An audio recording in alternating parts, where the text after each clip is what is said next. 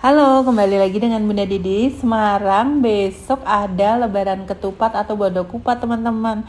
Tapi aku nggak bikin opor lagi, aku bikin sayur aja untuk pelengkap kupatnya. Kali ini aku bikin ketupat sayur ala Betawi ya. Oke, langsung aja aku share resepnya ya. Bumbu-bumbu udah dihalusin lalu ditumis, lalu tambahkan santan serta bumbu-bumbu ya. Setelah itu didihkan santan, kemudian tambahkan labu siam yang sudah diiris. Atau bisa pakai pepaya muda ya teman-teman. Kemudian masak dulu sampai labunya layu. Nah, biasanya ditambahkan juga kacang panjang ya. Kacang panjangnya ini udah aku rebus sebentar biar warnanya tetap cantik dan juga masaknya nggak terlalu lama ya. Selanjutnya tinggal masak api kecil sampai meresap. Jangan lupa cek rasa.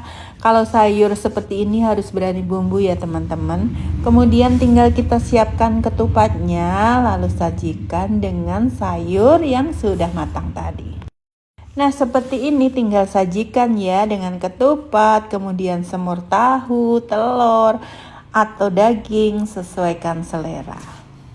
Kalau di daerah teman-teman ada bodo kupatan, yuk bikin sayur seperti ini. Enak loh, seger rasanya.